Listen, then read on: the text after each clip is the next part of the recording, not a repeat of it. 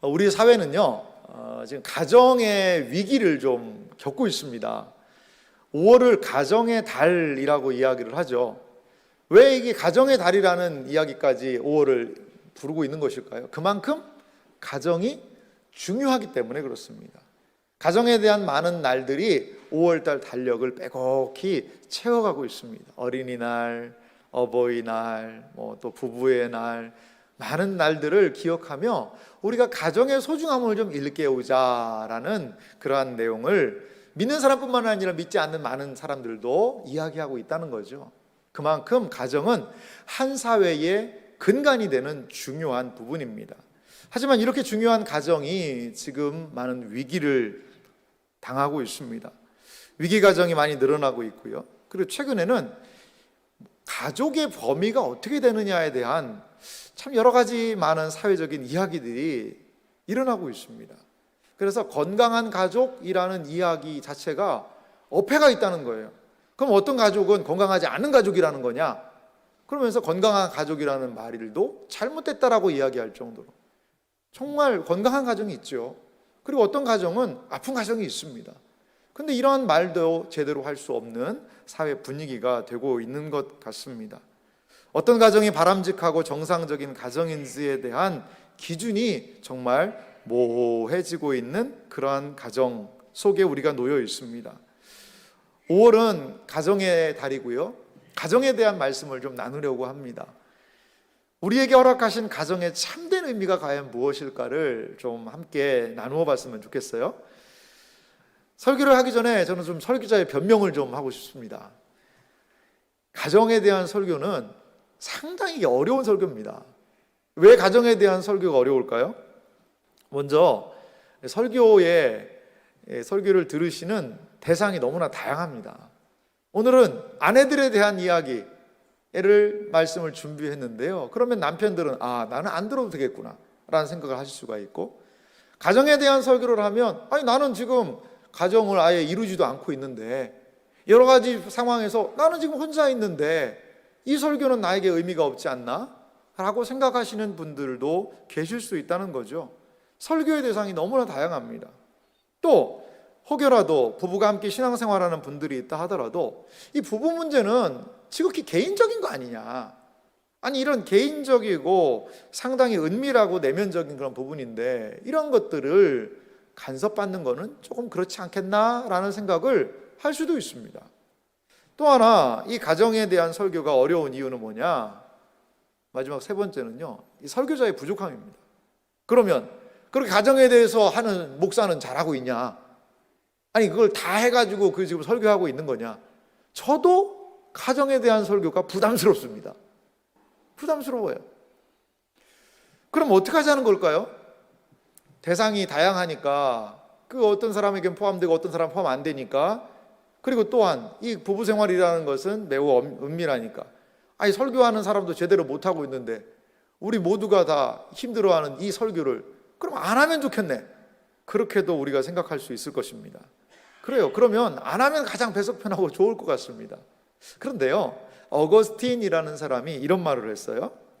하나님의 말씀에서 당신이 마음에 드는 것만 믿고 마음에 안 드는 것은 거부한다면 당신이 믿는 것은 하나님이 아니라 당신 자신이다. 가정에 대한 말씀을 성경이 말하고 있는 거예요. 가정생활에 대해서 성경이 너무나도 자주 언급을 하고 있는 거예요. 이렇게 성경 말씀이 우리에게 가정에 대해서 이야기를 하고 있다는 것을 통해서 우리는 이것을 하나님의 말씀으로 받아들여야 한다는 겁니다. 그리고 또한 이 가정에 대한 말씀을 성경은 무엇이라고 이야기하고 있는지, 보편사회가 가정을 중요시 여기고 있잖아요. 가정에 대해서 저마다의 생각과 의견이 있을 것입니다. 그렇다면 성경은 가정을 어떻게 이야기하고 있는가?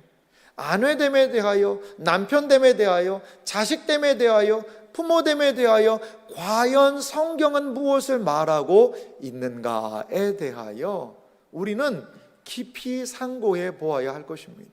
비록 내가 아내가 아니더라도, 비록 내가 남편은 아니다 하더라도, 비록 나의 가정에 여러 가지 일반적인 가정의 모습은 아닐 수 있다 하더라도, 오늘 이 말씀은 인류 보편적으로, 또한 우리가 신앙생활하면서 서로를 이해하기 위하여 하나님의 귀중한 말씀으로 이 5월 한 달 가정의 말씀을 받아야 할 줄 믿습니다. 그래서 여러분 기도 많이 해주시기 바랍니다. 시험에 들지 않도록 기도해 주시고, 또한 우리의 가정이 이러한 말씀을 통하여 남편과 아내, 우리의 모습에 변화가 있는 가정들이 일어나게 하여 주옵소서. 이러한 기대와 소망으로 함께 말씀을 나누고자 합니다. 베드로 사도가 이 베드로 전서를 쓸 당시의 모습을 보면 그 상황에 많은 어려움들이 있었던 것 같아요. 이 어려움들은 그리스도인들이 과연 어떻게 생활하느냐에 대한 문제입니다. 그리스도인들은 어떻게 사회생활을 해야 되는지, 그리스도인 사환들은 어떻게 주인을 섬겨야 하는지, 그리고 또 거기서 나아가서 그리스도인 가정은 어떻게 온전한 부부 생활을 해야 할 것인지에 대한 어느 정도의 지침이 필요했다라는 것입니다. 오늘 베드로 사도는요, 이 말씀을 통하여, 특별히 저희가 1장을 살피다가 3장으로 왔는데요, 가정의 달을 맞이해서 베드로전서의 말씀을 잠시 쉴까 했는데, 베드로전서 안에 있는 가정의 말씀을 나누는 것도 참 의미가 있겠다라는 생각이 들어서 오늘 3장의 말씀을 이렇게 나누게 되었습니다. 베드로 사도는 이렇게 오늘 본문 말씀만이 아니라 앞의 내용들을 통하여, 2장의 내용들을 통하여 다양한 질서 안에서 우리가 어떻게 살아야 될 것인지를 말씀을 하고 있습니다. 그러면서 오늘 권면하고 있습니다. 아내들을 향한 권면을 먼저 하고 있지요. 어떻게 하라고 얘기하고 있죠? 남편에게 순종하라. 베드로전서 오늘 3장 1절 상반절을 말합니다. 아내들아, 이와 같이 자기 남편에게 순종하라. 베드로 사도는요, 아내들에게 향하여 말하는데 남편에게 순종하라라는 그런 이야기를 합니다. 그런데 순종의 앞에 어떤 단어가 있냐면 이와 같이라는 단어가 있어요. 그 이와 같이라는 단어는 어떤 의미일까요? 제가 조금 전 말씀드렸지만 앞에 보면 2장에는 사환들은 어떻게 해야 되는 건지, 국가와의 관계에는 어떻게 해야 되는지를 이야기하고 있어요. 그러한 하나님께서 권위를 부여하시고 그 권위에 따라 질서적으로 움직이기 원하시는 그러한 것처럼 가정 안에도 하나님께서는 질서를 두셨다라는 것이지요. 그 질서가 무엇입니까? 바로 아내들은 어떻게 하라는 거죠? 남편을 존중하라는 겁니다. 질서에 대해서 베드로 사도는 베드로전서 2장 17절에 이렇게 말씀을 하고 있어요. 뭇 사람을 공경하며 또 형제를 사랑하며 하나님을 두려워하며 왕을 존대하라. 이러한 한 사회의 구성원으로서 우리가 해야 되는 일의 연장선상으로 가정 안에서는 부부간에 해야 되는 도리가 있다라는 것입니다. 오늘 성경 본문을 읽었습니다만 베드로전서 1장 3장 1절에서부터 6절이 아내들에 대한 이야기고요, 7절은요 남편들에 대한 이야기입니다. 오늘 성경을 보시면 뭐 눈치 빠른 분은 보셨겠지만 이렇게 생각하실 수 있어요. 아니, 아내들에 대한 이야기는 몇 절이에요? 6절이고 남자들에 대한 이야기는 한 절밖에 안 되네. 역시 베드로도 남자 편이야, 막 이렇게 생각하시는 분도 계실 거예요. 아니, 그런 건 아니고요. 뭐 다음에 설교하겠습니다만 남편들에 대한 이야기는 한 절인데요, 이 무게가 더 강력합니다. 그러니까 남편과 아내가 공히 하나님 안에서 기억해야 되는 부부의 생활에 도리가 있다는 겁니다. 질서가 있다는 거예요. 그것을 베드로 사도는 아내들에게 먼저 무엇을 요구하냐면 남편에게 순종하라라는 것입니다. 자, 여러분, 순종이라는 것은 무슨 뜻일까요? 여기서 순종은 남편의 권위를 좀 인정하라는 겁니다. 그리고 막 억지로 강제적으로 하는 굴종이 아니고요, 자발적인 마음에서의 순종을 의미한다는 겁니다. 이 단어는 어디에도 쓰였냐면 우리 교회는 누구에게 순종할까요? 교회의 머리이신 그리스도께서 교회가 순종하잖아요. 그 단어하고 똑같은 단어를 여기 썼습니다.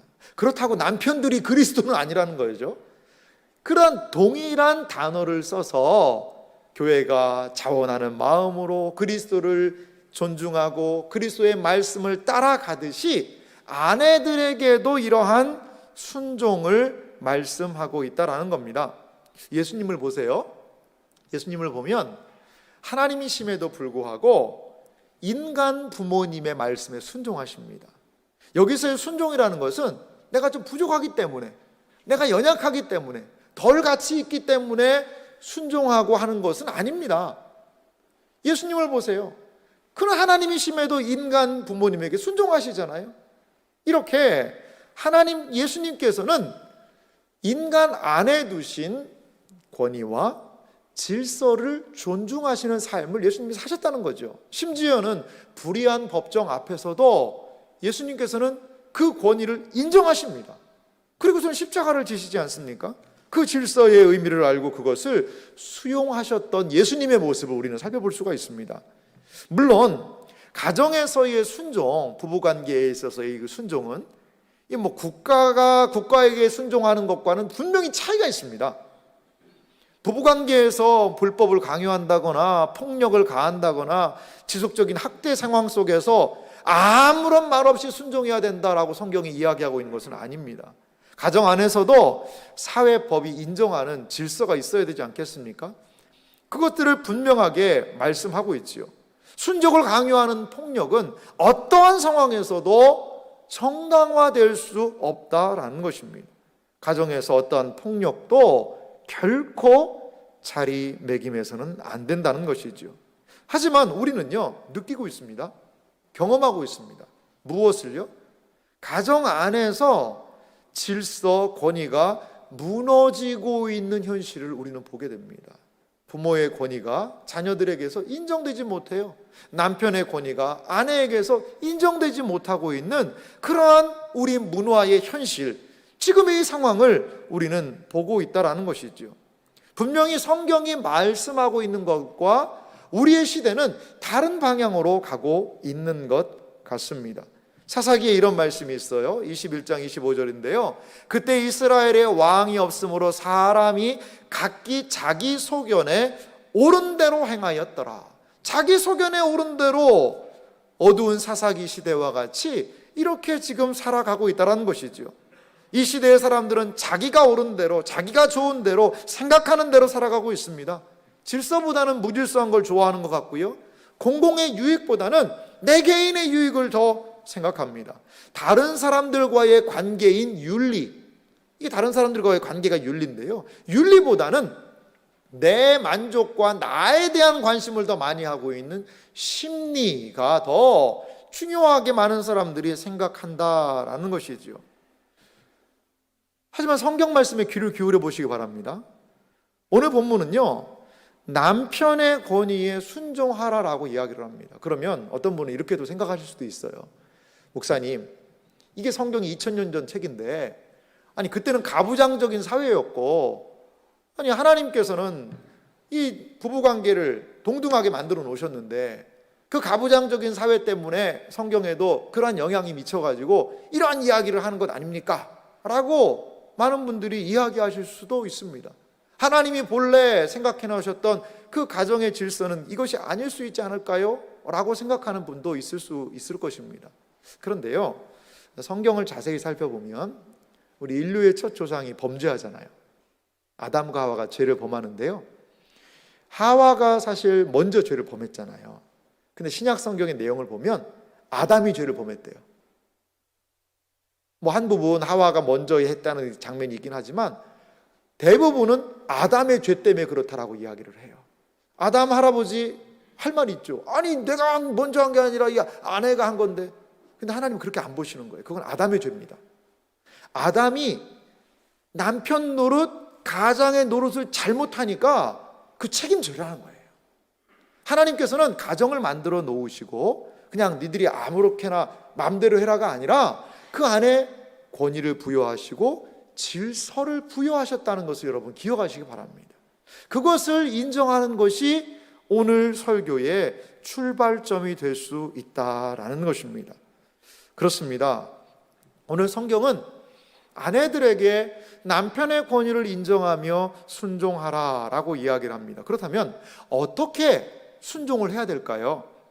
순종의 행동에 대해서 성경이 말씀하고 있는 부분이 있는데 그것은 정결한 행실이 필요하다라는 겁니다. 당시 교회에는요, 믿지 않는 남편을 둔 아내들이 좀 있었던 것 같아요. 고대나 지금이나 우리 여성분들이 신앙생활을 참 열심히 하잖아요. 근데 남편은 안 믿는데 이 여자분이 먼저 신앙생활, 여성도가 신앙생활을 하게 된 거예요. 그런 가정 상황이 있었던 거죠. 그게 무슨 크게 문제가 될까? 큰 문제가 됩니다. 이 고대 사회에는 지금으로부터 이게 1, 20년 전에 쓰여진 게 아니잖아요. 한 2000년 전이었는데 고대 사회는요, 남편의 종교를 아내는 무조건 따라가게 되어 있습니다. 남편이 이걸 믿는다 그러면 아내는 무조건 따라가야 되는 거예요. 근데 아내가 기독교 신앙을 받아들였으니 남편의 종교와 아내의 종교가 달라지는 이러한 상황이 지금 놓이게 되는 것이죠. 자, 기독교 신앙을 가진 아내들의 고충이 매우 깊었을 거예요.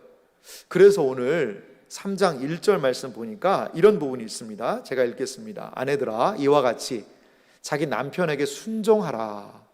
이는 혹 말씀을 순종하지 않는 자라도. 이 말씀을 순종하지 않는 자가 누굴까요? 불신 남편입니다. 불신 남편을 얘기하는 거예요. 이 말씀을 순종하지 않는다는 것은 말씀을 안 믿는 사람이에요. 말로 말미암지 않고 그 아내의 무엇으로요? 행실로 말미암아 구원을 받게 하려 함이니. 자, 지금 베드로 사도가 편지를 쓸 때 어떤 문제가 있느냐? 말씀을 순종하지 않는 남편들이 있었다는 것이죠. 신앙생활하지 않는 남편들이 그 사회에 있었다라는 것입니다. 이들은 이렇게 어떻게 복음을 증거할 수 있을까요? 말로써 말미암지 않고. 보통 복음은 어떻게 전하죠? 말로 전하죠. 예수 믿으세요? 주 예수를 믿으라 그러면 너와 내 집이 구원을 얻으리라 라는 말로 복음을 전하는데 거기에서는 그 믿는 아내들은 믿지 않는 불신 남편에게 어떻게 전도하는 거예요? 결단코 말하지 말라라가 아니에요. 그런데 말로서만이 아니라 무엇으로? 행실로. 아내의 행실로 믿지 않는 남편이 구원을 받을 수 있다라고 베드로 사도가 말하고 있는 것입니다. 믿는 아내의 무엇을요? 말을 남자들이 보는 것이 아니라 믿는 아내의 무엇을 보고 있는 거예요? 행동을 믿지 않는 남편들이 보고 있다라는 겁니다. 귀로 듣는 복음이 아니라 눈으로 보는 복음을 지금 아내는 남편에게 전해야 한다라는 것입니다. 베드로전서 3장 2절은 그래서 이렇게 말합니다. 너희의 두려워하며 정결한 행실을 누가 봄이라? 믿지 않는, 믿음에 순종하지 않는 그 남편들이 봄이라라고 이야기하는 거죠. 믿음 안에서 정결한 행실을 순종을 통하여 드러내야 된다는 겁니다. 여기서 너희의 두려워하면은 그 남편 두려워라는 얘기가 아니고요. 하나님 두려워하는 겁니다. 하나님을 두려워함으로 정결한 행실로 무엇을요? 남편에게 순종의 표현을 하라라는 것입니다. 참 한 목사님이요 이런 얘기를 하세요. 가정에 대한 설교를 하면 참 놀라운 일이 벌어진다는 거예요. 저는 그래서 이게 가정이 회복되고 할렐루야 아멘, 물론 그런 부분이 분명히 있을 겁니다. 근데 가정에 대한 설교, 남편에 대한 설교를 막 하면 남편들이 그렇구나, 내가 이렇게 아내한테 해야 되는데 아멘 그렇습니다 그러면서 회개도 하고 달라져서 아내를 잘 섬기고 그러면 더 좋은데, 남편들에 대한 설교를 하면 남편들이 은혜 받는 게 아니라 옆에 아내들이 은혜를 받는다는 거예요. 아내들의 표정이 싹 밝아지면서 그렇지 목사님 좀 더 해주세요, 더 해주세요.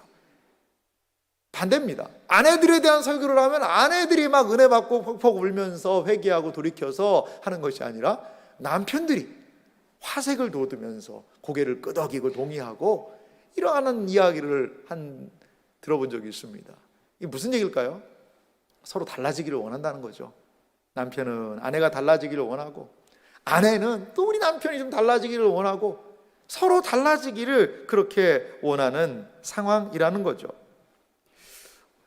많은 분들이 특별히 오늘 아내들을 대상으로 하니까 여성분들이 아내들이 이렇게 이야기할 수도 있습니다. 아니, 생각해 보십시오.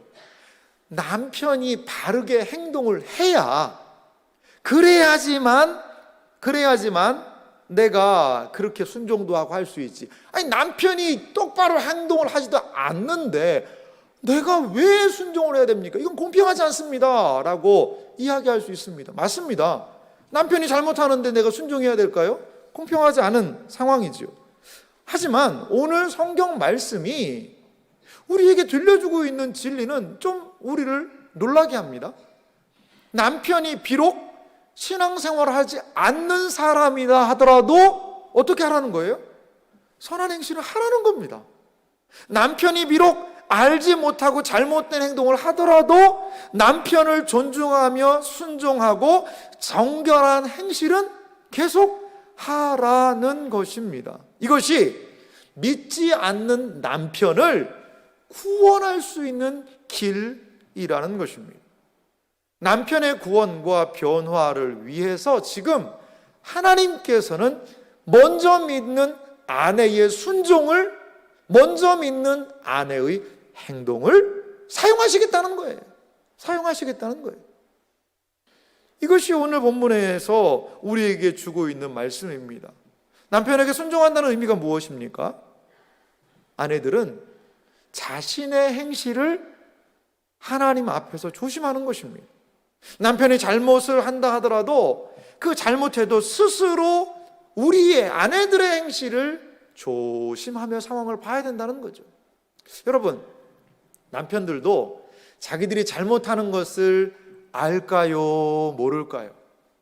몰라요 라고 이야기하고 싶겠지만 알죠. 이건 내가 좀 잘못했구나 라고 압니다. 그런데요, 그것을 말로써 변화시키려고 하면 꼭 문제가 발생합니다. 남편의 잘못된 행동을 말로써 고치려고 하다 보면 그게 뭐가 되냐면 잔소리가 되고요. 잔소리로 고침받고 변화받은 남성들이 역사상 없습니다. 역사상 없어요. 네. 전화도 이렇게 오잖아요. 없다고. 그러니까 여러분, 어떤 그 부부간의 긴장이 있냐면 막 내가 고쳐가지고 교정해서 막 그냥 바가지를 긁으면 남편이 잘못했습니다. 죄송합니다. 다음부터 절대로 그렇게 하지 않겠습니다. 막 이렇게 할 것 같은데 그게 잘 안 되는 것 같아요. 이 남성들의 이 본성이. 그럼 목사님 어떻게 합니까? 그럼 그거 그냥 그대로 하도록 내버려 둡니까? 때로 어떤 때는 그런 상황을 본인이 깨닫게 할 수 있도록, 그리고 오늘 말씀처럼 우리 아내분들이 할 역할들을 끝까지 주님 앞에서 할 때 이 안에 이 하나님이 분명히 이 남자들의 마음을 만지시는 부분이 있다는 거예요. 그러니까 내가 다 내 남편을 고쳐가지고 사람 만들겠다라고만 생각하지 말고 하나님이 하실 수 있는 그 여지를 남겨놓으라는 거죠. 여지를 남겨놓으라는 거예요. 자, 이러한 행동에서 분명히 행동을 통하여서 믿지 않는 남편에게 영향을 미친다고 그러는데 이것은요, 믿는 부부 안에서도 동일하게 적용됩니다. 믿는 부부 안에서도 동일하게 적용할 수 있는 부분이라는 거죠. 그러면 이러한 우리의 내면에 이러한 우리가 외적인 행동이 드러나기 위해서는 그럼 어떻게 해야 되느냐? 몇 번 교회에서 하라니까 말씀이라니까 해보다가 이게 잘 안 되거든요. 그러면 이 행동이 어떻게 정결한 행동이 표출되어서 감화와 변화로 가게 될 것인가? 그것은 내면의 부분에서의 분명히 먼저 살펴볼 게 있다는 거죠. 이 순종의 내면을 우리가 좀 살펴봐야 됩니다. 순종의 내면 안에 온유와 안정으로 단장하라라고 베드로 사도가 이야기를 하고 있어요. 이 신자는요, 성령의 역사하심으로 변화되는 사람이거든요. 근데 베드로 사도가 오늘 성경 말씀 보니까 이 3절 말씀에 그 당시적인 분위기를 우리에게 좀 알려주고 있습니다. 3절 말씀 보니까 너희의 단장은 머리를 꾸미고 금을 차고 아름다운 옷을 입는 외모로 하지 말고, 4절 말씀 보니까 오직 마음에, 외모가 아니라 마음에 숨은 사람이라는 것은 마음의 성품을 얘기합니다. 온유하고 안정한 심령에 썩지 않아야 할 것으로 하라. 이는 하나님 앞에 값진 것이니라. 3절 말씀 다시 한번 보세요. 베드로 당시에도 우리 여성들의 관심사는 좀 대동소이했던 것 같아요. 2000년 전의 얘기인데 뭐에 관심이 많아요? 머리 꾸미는 거. 또 이 금, 뭐 귀걸이, 뭐 목걸이, 팔걸이, 발걸이, 코걸이, 뭐 이런 거 하는 거. 이 금붙이에 그때도 관심이, 지금도 많지만 그때도 이게 상당히 역사와 전통이 긴 겁니다. 이 여성들이 관심이 있는 게. 그리고 또 뭐예요? 옷 입는 거. 어떤 분들은 이 보고 봐라, 이런 거 하면 안 된다라고 하는데, 그러면 뭐 여성들은 뭐 옷도 입지 말라는 얘기입니까? 하지 말라는 얘기가 아니라 이러한 관심의 방향이 이곳에만 가면 안 된다는 거예요. 이런 외모에만 우리의 관심이 가면은 안 된다라는 것입니다. 외적인 드러나는 것, 요즘에 우리 사회를 보십시오. 우리 사회는요, 눈에 드러나 보이는 것만 온통 관심이 있습니다. 결혼 대상자 남자들한테 물어보면요, 결혼 배우자의 조건이 뭡니까? 첫 번째 어떤 배우자의 조건을 얘기할까요? 예쁜 여자. 두 번째 조건은 뭘까요? 예쁜 여자. 세 번째 조건은요, 예쁜 여자랑 살고 싶다는 거예요. 온통 외형적인 것들만 관심을 갖고 있고, 뭐 다이어트를 하고 좋은 옷을 입고 좋은 걸 하고, 코로나가 있으니까 뭐 외국 못 나가니까 그 돈을요 다 명품 사는 대로 과시하고 하는 그것으로 다 사람들이 가고 있다는 거죠. 눈에 보이는 것들만요. 그런데 눈에 보이는 것들만 관심을 갖고 있는 그 시대 분위기 안에서 오늘 베드로 사도는 아내들에게 하나의 중요한 이야기를 합니다. 4절 말씀인데요, 다시 한번 4절 말씀 읽을까요? 같이 읽겠습니다. 오직 마음에 숨은 사람을 온유하고 안정한 심령의 썩지 아니할 것으로 하라. 이는 하나님 앞에 값진 것이니라. 할렐루야. 관심을 외모에 너무 갖지 말고 내면으로 좀 관심을 돌리라는 것입니다. 우리의 외모는요, 나이가 들고 시간이 지나면 너무나도 다 늙기도 하고 초라해지는 것이 우리 외모 아니겠습니까, 여러분? 여기 계신 우리 연세 드신 우리 성도님들 보면 이 젊을 때 다 한 가닥씩 하시는 분들 같아요. 너무나도 아름다우시고 멋지고 다들 아름다우세요. 지금은 또 노년의 아름다움이 있으신 것 같아요. 근데 그 아름다움의 기준과 가치는요, 변한다는 거예요. 어떻게 18살, 20살 그 예쁜 아이들하고 그 여성들하고 지금 내 모습을 비교하겠어요? 비교하면 우울하죠. 어떻게 살겠어요? 그런데 그러한 겉으로 달라지는 외형만을 관심 갖는 것이 아니라 내면을 관심 가지라는 거죠. 하나님께서 우리의 무엇에 관심 있으실까요? 이야, 너 오늘 파마 진짜 잘 나왔다. 이야, 네 파마 모습에 하나님이 내가 감동이 된다. 하나님 그러실까요? 그러지 않으실 거예요. 하나님이 감동하시는 것은 우리의 진실한 마음 아니겠습니까? 야, 너가 정말 그러한 마음을 품는구나. 네 남편이 정말 세상 말대로 이렇게 어려움이 있지만 그래도 네가 네 남편을 존중하고 사랑하는구나. 참 네 마음에 아름다운 향기가 나는구나. 그 하나님은 우리의 내면을 더 살펴보신다라고 이야기를 하고 있습니다. 그렇습니다. 우리의 내면, 온유하고 안정한 심령, 온유하고 안정한 심령 안에서 무엇이 나오는 거예요? 정결한 행실이 나오는 거예요. 온유하고 안정한 심령이 남편의 권위를 인정하고 순종할 수 있게 하더라는 것입니다. 어떤 불신 남편이 이런 얘기를 했다고 그래요. 아내한테 빨리 교회를 가라고 그러더래요. 아니, 당신이 나 교회 가는 거 늘 힘들게 하고 어렵게 하는데 왜 나 교회 가라고 그러냐 그랬더니, 요즘에 당신이 신앙생활을 좀 게을리하니까 내가 힘들다는 거예요. 불신 남편이 힘들다는 거예요. 아내가 신앙생활을 열심히 할 때는 막 은혜가 넘치니까 이런 속에서 내면에서의 아름다움으로 인하여 생실이 나오는데, 신앙생활 잘 안 하고 하니까 날마다 TV 보고 싸우고 막 그냥 밥도 잘 안 나오고, 그러니까 당신은 교회 가서 은혜 받아야 된다는 거예요. 여러분, 우리의 겉을 꾸미는 것도 중요하지만 오늘 베드로 사도는 우리 내면을 좀 보라는 것이죠.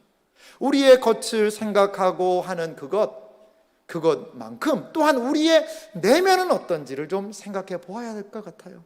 요즘에 교회 화단에 예쁜 꽃들이 참 많이 있어요. 풀도 뽑고 거기다 꽃도 심고 하니까 사람들의 발길이 딱딱 멈추는 그러한 자리가 되고 있어요. 아, 이 꽃 예쁘네. 아, 이것도 예쁘네. 그래요. 누군가는 노력을 하고 물을 주고 가꾸니까 화단이 아름답게 되듯이 우리의 내면, 과연 예수님이, 하나님이 내 마음을 보신다고 그러면, 사랑하는 딸아, 네 마음 좀 보자 라고 할 때에 예수님께서 거하시기에 내 마음은 합당한 마음인가? 욕심, 시기, 질투, 원망, 시비, 이런 것들이 가득해서 예수님이 들어오시기에 부족한 마음은 아닌가? 우리는 살펴보아야 됩니다. 과연 그리스도께서 내 마음 안에 거하실 수 있는지. 내 마음 그리스도의 집이라는 그 작은 소책자가 있습니다. 참 감동적인 책이에요. 예수 그리스도께서 우리의 마음에 들어오셔서 보신다면 우리는 어떠한 모습을 가져야 될까를 생각해 보아야 한다라는 것입니다.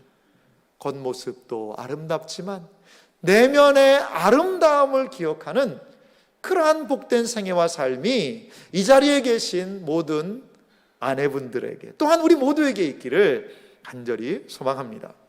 마지막으로 베드로 사도는 이러한 순종의 한 모범을 보여주고 있습니다.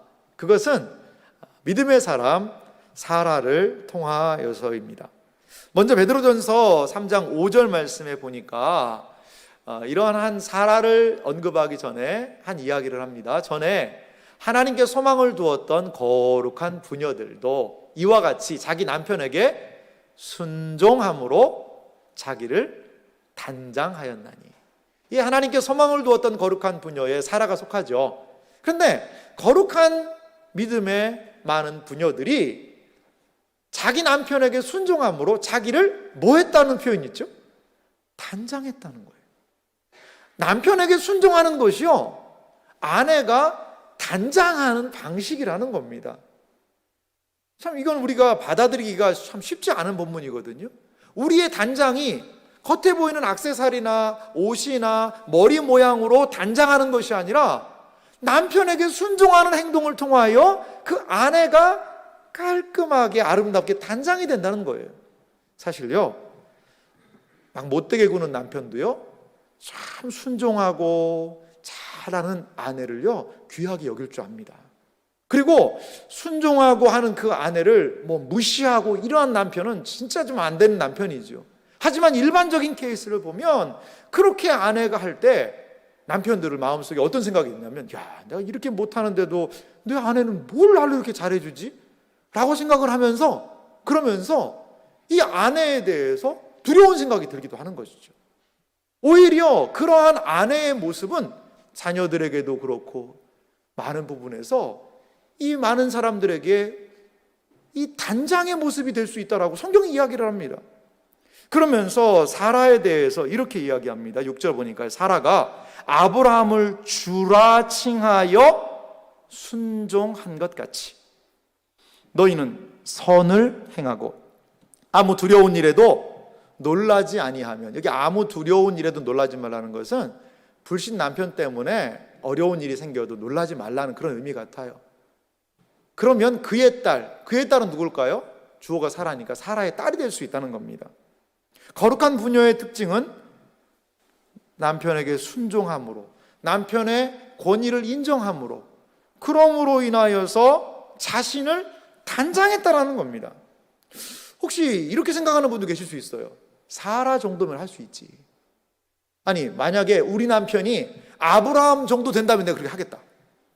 우리 남편이 아브라함 정도에서 믿음의 조상 정도 되면 내가 사라가 아브라함을 주라 칭했다, 나도 할 수 있지. 근데 우리 남편은 볼 때 이 아브라함, 아이고 발바닥도 못 따라갑니다.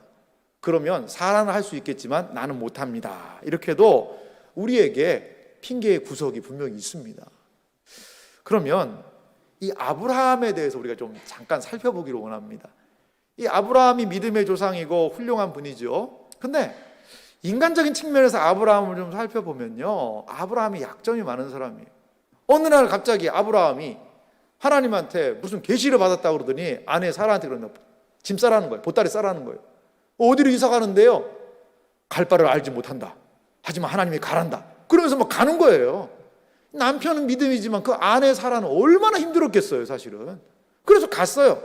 가가지고 뭐 가나안 여기저기 막 다니다가 아니 가뭄이 왔다고 애굽에 가재요. 애굽, 이집트로 그쪽으로 이동을 하자는 거예요. 그래서 애굽으로 가는데 아브라함 남편이 아내한테 그런 얘기를 하는 거예요. 사라한테. 당신 나를 오빠라고 부르라는 거예요. 왜요? 아니 당신 내 남편인데 무슨 오빠예요? 그러니까 나를 오빠라고 부르고, 이집트 가서 사람들이 당신이 예쁘니까 나 죽이고서는 당신 때려가면 안 되니까 나를 오빠라고 부르라고.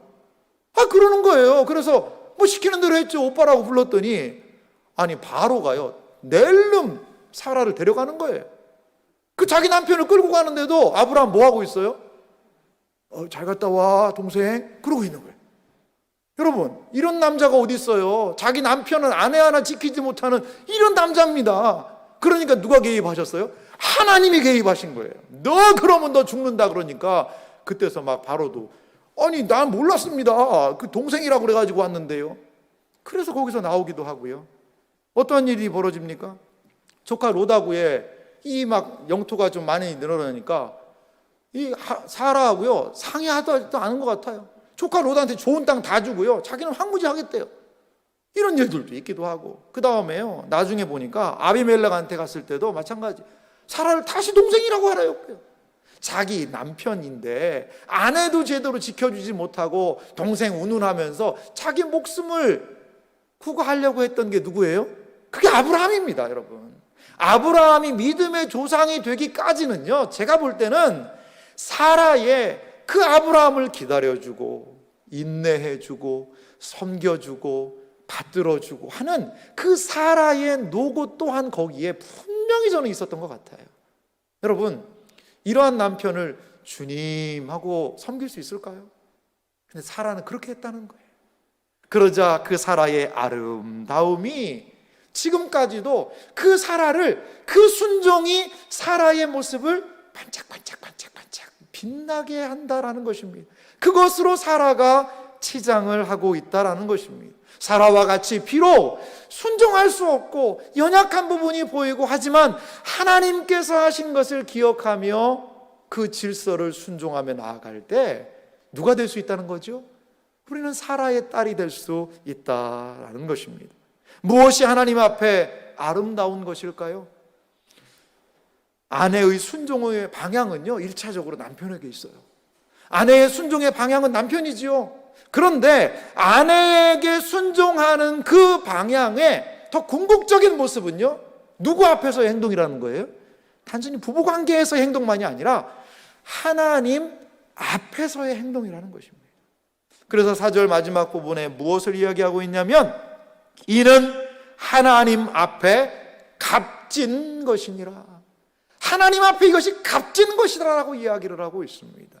하나님 앞에 값진 행동, 하나님 앞에서 아내가 이렇게 한다고요 남편의 일 다 바꿀 수 있다는 것 아니에요. 하지만 하나님 앞에서 그 순종하는 모습으로 남편을 순종해 나아갈 때 하나님께서 그 남편을 바꾸시겠다라는 것이 오늘 성경의 말씀이라는 겁니다. 제가 아는 한 집사님이 계세요. 그 집사님하고 교제할 수 있는 상황이 있었는데 그 집사님이요 여자 집사님이셨는데 자기 엄마 얘기를 하는 거예요. 엄마는 체격도 왜소하고, 이 집사님은 크게 크신데 봤더니 아빠를 닮아서 그렇더라고요. 체격도 왜소하고, 이분이 또 한쪽 다리가 좀 연약함이 있어요. 그래서 다리를 약간 저르세요. 그런데 이 불신 가정의 남편한테 시집을 와서 고생을 하신 거예요. 이분이 뭐 예수 안 믿는 예전 남편들 어땠습니까? 뭐 밤에도 와서 술상을 차려라, 친구들 막 데려오고, 그러면 이 자기 엄마가 그 밤에도 이 술상을 봐가지고 아빠한테 주기도 하고, 그러면 술에 골아 떨어져서 남편이 자면 그런 양말 벗겨서 재우고, 그리고 이 엄마의 행동이 하나가 기억난다는 거예요. 뭐냐면 자기 아빠의 그 엄지 발가락을 붙잡고 기도를 하더라는 거예요. 그 남편에 얼마나 믿겠어요, 여러분. 근데 그 남편의 그 발가락을 잡고 자는 남편을 위해서 기도했다는 거예요. 여러분, 어떻게 됐을까요? 자기 아빠가 신앙생활을 시작하고 그 교회 장로님이 되셨다고 그러더라고요. 장로님 되셨다고 그래요. 제가 그 권사님을, 어머니 권사님 직접 뵌 적이 있는데 얼굴이 정말 환하게 빛이 나더라고요. 그분이라고 뭐 어려움이 없었겠어요. 그런데 그렇게 섬기면서 정결한 행실로 그 권위를 인정하며 나아가다 보니까 하나님께서 그 남편을, 사람 바꾸는 거 우리가 어떻게 하겠어요? 하나님께서 하시는 그 손길이 그 남편에게 임했던 것을 우리 그 얘기를 하시더라고요. 그래서 참 많은 부분에서 저도 감동이 되고 했던 이야기를 들어보았습니다. 사랑하는 성도 여러분, 하나님 앞에 우리가 서 있습니다. 우리가 볼 때 부부관계 참 쉽지 않죠. 하지만 우리의 경험치 안에서 세상이 얘기하고 말하고 있는 친구들의 얘기나 사람들의 그 얘기를 듣고가 아니라 오늘 하나님의 말씀 안에서 우리 한번 살아보면 어떨까요? 그리고 하나님께서 우리에게 주신 이 권면의 말씀이 비록 나에게 100% 지금 와닿는다 하지 않더라도 그 방향과 길을 보면서 그 길로 순종하며 묵묵히 걸어 나아간다면 하나님께서 그것을 값지게 보실 줄 믿습니다. 그리하여 거룩한, 하나님께 소망을 두었던 거룩한 부녀들, 하나님께서 하실 것을 기억하며 나아갔던 그 믿음의 여인들처럼 우리도 거룩한 부녀의 계보에, 그 거룩한 부녀의 행렬에 우리 자리에 계신 모든 분들이 함께 섰으면 좋겠습니다. 그래서 하나님께서 기억하시고, 하나님께서 이 땅에 비록 많은 사람들이 가정이 지옥 같다라고 있는 상황 가운데서도 그러한 아름다운 행실을 통하여, 내면의 아름다움을 통하여, 그리고 이러한 존중의 모습을 통하여 우리의 가정이 천국과 같은 가정이 되기를 간절히 소망합니다. 그래서 하나님의 신실하신 은혜의 역사가 우리 믿음의 가정들 위에, 여러분들의 가정들 위에 온전히 나타나기를 주님의 이름으로 축원합니다.